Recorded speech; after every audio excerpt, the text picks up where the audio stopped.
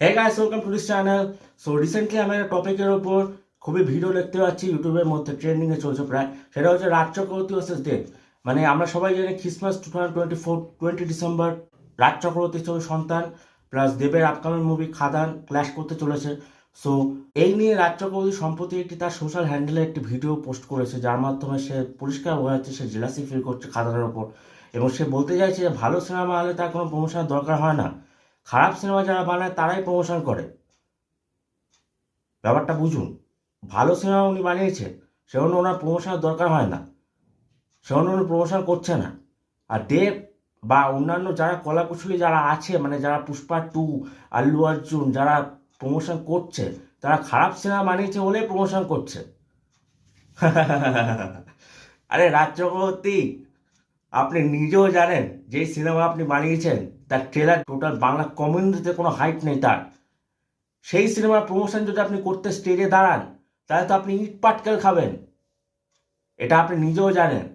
আর অন্যদিকে দেব যে এত বছর পর মাস কমার্শিয়াল সিনেমায় কামব্যাক করছে, সে এত খেটে এত যত্ন সহকারে একটা সিনেমা বানিয়েছে, আপনার ক্ষমতা আছে এত বড় একটা প্রজেক্টের ওপর কাজ করার, সে এটা করে দেখিয়েছে।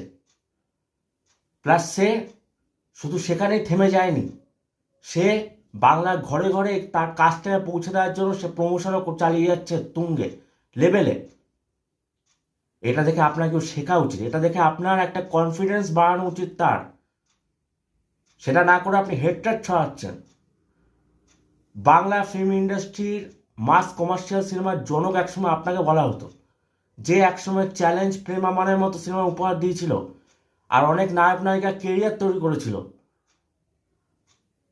আজকে দেব যখন দেব এন্টারটেনমেন্ট ভেঞ্চার্স নামক একটি প্রোডাকশন হাউস নিজে খুলে নিজের মতো আর্নিং স্টার্ট করলো, নিজের মতো রেভিনিউ জেনারেট করা স্টার্ট করলো, নিজের মতো কন্টেন্ট তৈরি করা স্টার্ট করলো, তখন তার বিরুদ্ধে হেট্রেড ছড়াচ্ছেন সোশ্যাল মিডিয়া। এটা কি ঠিক রাজ চক্রবর্তী? আপনার মতো একজন পরিচালকের কাছে এটা এক্সপেক্টেড ছিল না। আর সন্তান সিনেমার ট্রেলার কত ভিউ এসছে আপনার? সন্তান সিনেমার ট্রেলারে সবাই জানে, বাংলা কমিউনিটি জানে। আর খাদানের গানগুলো, খাদানের প্রি ট্রেলার, খাদানের টিজার কত ভিউ আসছে আপনি দেখে নিন নিজে গিয়ে। সারা বাংলা এখন একটাই নাম, খাদান খাদান খাদান। আর সবাই, আমি মনে করি খাদানকে আগে রাখবেই সন্তানে। আর সেখানে আপনি হেট্রেড ছড়াচ্ছেন খাদানের ওপর। বিভিন্ন দেবের অনুরাগী, দেবের ভক্তরা তার উত্তর আপনাকে দিয়ে দিয়েছে অলরেডি। আমি অনেক পরে এসেছি এখানে, কিন্তু তাও আমি এলাম, মনে করলাম যে এটা একটা ট্রেন্ডিং টপিক, এর বিষয়ে আলোচনা করা উচিত। আর আমি আমার বক্তব্য এখন রাখছি, যে আমার একটাই বক্তব্য হচ্ছে, মূল বক্তব্য এটাই যে বাংলা একটা ছোট একটা ইন্ডাস্ট্রি, এর মধ্যে যদি কলাকুশলী পরিচালক নায়ক নায়িকা এদের মধ্যে যদি দ্বন্দ্ব হয় কোনো কারণে, তাহলে ইন্ডাস্ট্রি গ্রো করবে কীভাবে? আজকে সাউথের ইন্ডাস্ট্রিতে গিয়ে দেখুন আপনি, সাউথের ইন্ডাস্ট্রি, তেলেগু তামিল ইন্ডাস্ট্রি, যেখানে একটা নায়কের সিনেমা প্রমোট করতে অন্য নায়করা আসে, অন্য পরিচালকরাও আসে, তবে একটা সিনেমা ইন্ডাস্ট্রি গ্রো হয়। আজকে কিছুদিন আগে সিঙ্গাম এগেইন যখন মাল্টি স্টারকাস্ট মুভি বলিউডে রিলিজ করেছিল, তার সাথে ক্ল্যাশ করেছিল কার্তিক আরিয়ানের ভুলভুলাইয়া 3। কিন্তু কার্তিক আরিয়ান একবারও সেখানে একা হয়েও কোনোদিন কোনো মাল্টি স্টারকাস্ট মুভির কোনোদিন কোনো সমালোচনা করেনি। আর অন্যদিকে তারাও, মানে সিঙ্গাম এগেনের যারা কলাকুশলী, তারাও কোনোদিন কার্তিক আরিয়ানের ছবি ভুলভুলাইয়া 3 এর সমালোচনা করেনি। কিন্তু শেষে কি দেখা গেছে রেজাল্ট আমরা সবাই জানি, কার্তিক আরিয়ান বিট সিঙ্গাম এগেইন, কারণ সিঙ্গাম এগেনের কন্টেন্ট ভালো ছিল না। তো আপনি সেরকম কন্টেন্ট বানান, পাবলিক নিজে হলে ভিড় করবে, তার হাইপ থাকবে। কিন্তু আপনি কন্টেন্ট বানাবেন না, আবার বলবেন যে ভালো সিনেমা বানাচ্ছি তার জন্য প্রমোশন দরকার হয় না, খারাপ সিনেমা যারা বানায় তারাই প্রমোশন করে, এই ধরনের কথাগুলো মানেটা কি? আপনি জেলাস ফিল করছেন তার জন্য এই ধরনের কথাগুলো আপনি বলছেন। সো এই ধরনের কথাগুলো আপনার বলা উচিত হয়নি, আর ভবিষ্যতে কোনোদিন বলবেন না।